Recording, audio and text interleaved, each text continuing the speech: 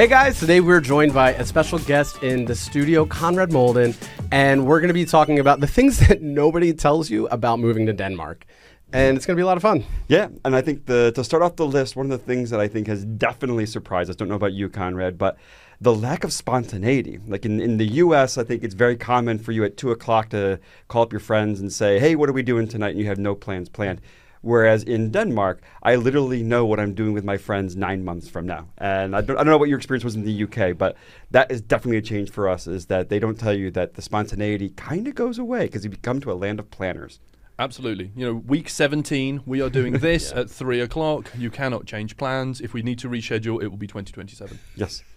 Yeah. I mean, it's I feel like it's almost like a pressure to fill your schedule. Like it's a sort of a little bit of prestige to like purposely be like, I'm booked until whenever. At least sometimes I feel that people take pride in having a busy and full schedule. Yeah, that's very, very true, actually. It's like, oh, sorry, I'm going to Norway that week. Yeah. Right. Oh, sorry. I'm on the sofa scratching my bum. Right. Yeah. I guess Jantelon only works for like material things or whatever else, but doesn't count for having the busy schedule, which is a way that you can kind of show a little bit of superiority, perhaps. So that you're organized, you're planned, you've thought it out, and you're very organized and ready to go. Nice. So Google Calendar is your outlet of individuality. Basically, Check me out. I honestly never updated my Google Calendar until living here because you have to. You really need to. And now it's color-coded. Yeah. Another I would think about is the extreme mindset. So it seems like it's either one way or the other way, but nothing in between. Yes. And the classic is crossing the road. Yes. It's the dead of night. It's 3 a.m, and you turn into that person as well because you look around. There could be no one around, and you're still like, I'm going to wait. I'm going to wait here. It's funny. We'll be like visiting back in the U.S. where nobody cares about the traffic lights. And like I'll be standing there waiting at a red with nobody coming by. And Derek is like, we're not in Denmark anymore. You can cross the street. All the time. All the time. No cars coming, no people coming. And I'm like, we can go. You just forget that it's very, very extreme here. But also like other things don't matter. So yes, we must respect the traffic light, but go ahead and urinate on that building at the same time at 3 a.m. It's fine. Yes, everybody's doing it. You know, the things that matter are sometimes interesting when you look at the things that don't matter at all. That's fun. That's the unwritten rules of Denmark, and that's one of the things they definitely don't tell you about is the unwritten rules you to be aware of. So that's one of them right there. Christmas, for example. Like, sure, we have, the 8-year-old drinking an öl, a beer, but don't you dare put the wrong bread out for the right, the wrong fish. No. But sure, the kids can have a beer. Another one too is speaking of kids that like when you go to the supermarket, there's no grown-ups. I didn't know that this was going to be something. I'm used to an adult somewhere in the store in case I spill something or maybe need help checking out the 15-year-olds running a grocery store. It's so really good. I mean, it's probably training the next business enterprise, from a 15-year-old to...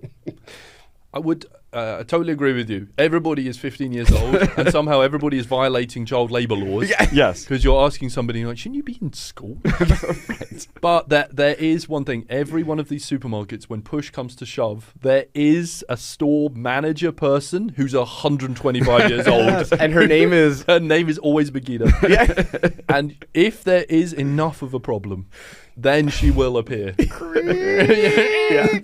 that door opens, she will emerge, covered in cobwebs, and she will come and sort out the problem.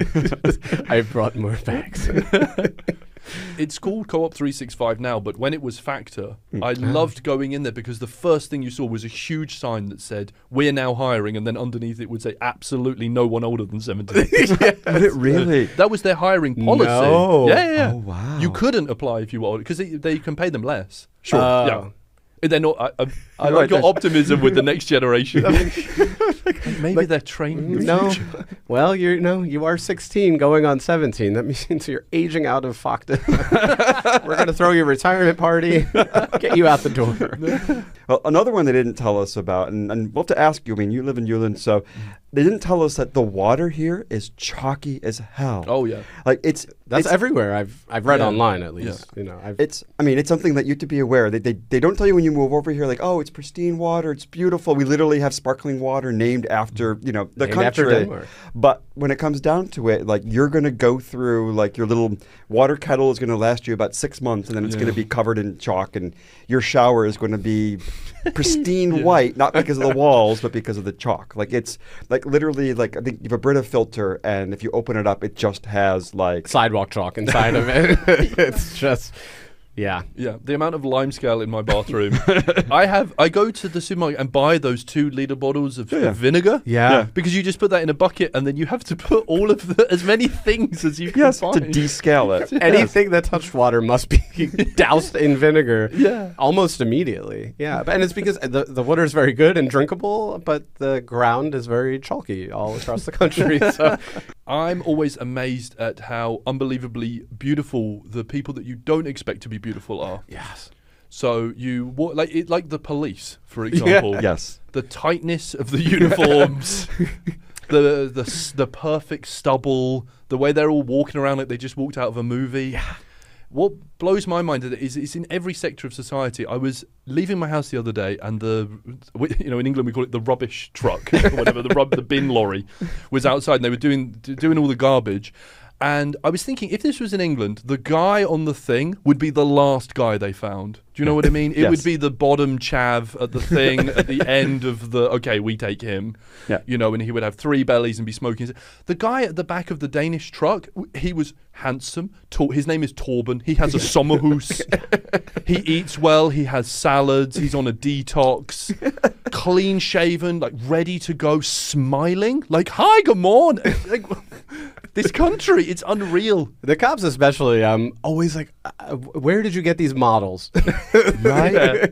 To come and solve crimes or prevent it. I think we were in Vejle one night, and I guess we must have been on like one of the party streets, and there were just like these 4 cops, and it was like the extras in Vikings, like just gorgeous, and like people were taking photos with them, so I couldn't have been the only one who thought that. No. And I was like, just cuff me, just chase me down. I will break a law right now. Right. And but they're also fit. Like in the U.S., they're not always the most. They're probably not chasing anything. No. They're running, but towards the drive-thru. They're running to the buffet, exactly to the drive-thru. They're running to the donuts. I will say the most athletic feat I've ever seen in my life was by Northport Station several years ago, where there was some kid who must have stolen something or whatever else. From 7-Eleven. From 7-Eleven there. And like the cop car comes over, stops, and the kid was ahead by like 50 meters or so, was running. This cop chased him. It was like watching one of those nature documentaries where like the lion chases down the gazelle. Like, it was an incredible feat of athleticism. I was like, holy crap. I was like, why isn't Denmark better at the Summer Olympics? Just get the cops. Just get the cops to run the relay. They'll do it. They will bring home the gold. Yeah, I mean, maybe they're just not eating as much, because one thing that I definitely didn't expect moving here was that the food is good, but not very spicy. And I in the U.S. we have a lot of good like Tex-Mex. I know like in the U.K. the Indian is really good.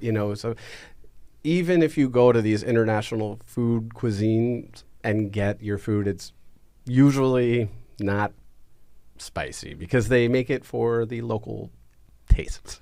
I think my absolute favorite on this is brunsaus. Because there's a point during the making of the brunsaus where they mix water and flour together and then they add this bottle of brun. And you're like, oh wow, what concoction of herbs and spices from around the world is this? And they're like, no, this is flavorless colouring.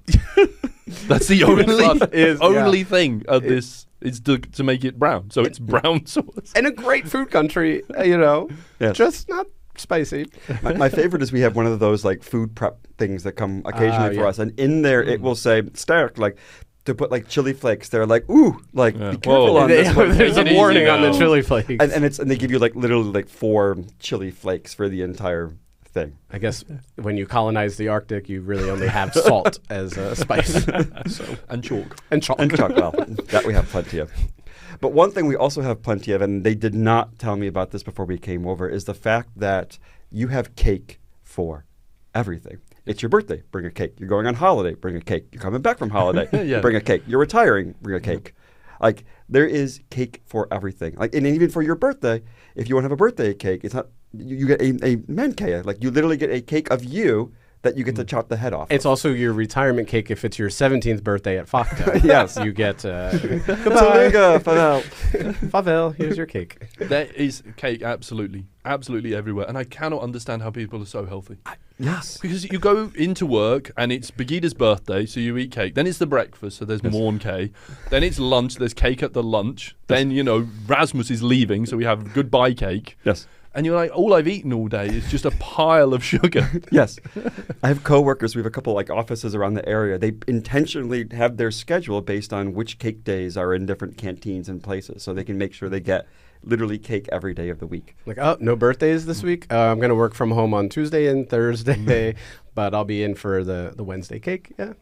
I also love that at the uni, that you send emails around to people's offices and they won't really reply, or it'll be very, very slow. And then that one email to all, which will be like K in the third floor canteen, and everybody gets up, all the doors open. And you're like, hey, Ken, I emailed you at around 9:30 this morning. I didn't get it, but you got the cake one. Yeah. Great. This is a lot of fun, and a little bit of Danish humor here, talking about some things that nobody tells you when you move to Denmark. But if you want to see more about Danish humor, with also featuring Conrad, you can watch this video that we made right here. And thanks for watching, everybody. Hi, hi. Hi, hi.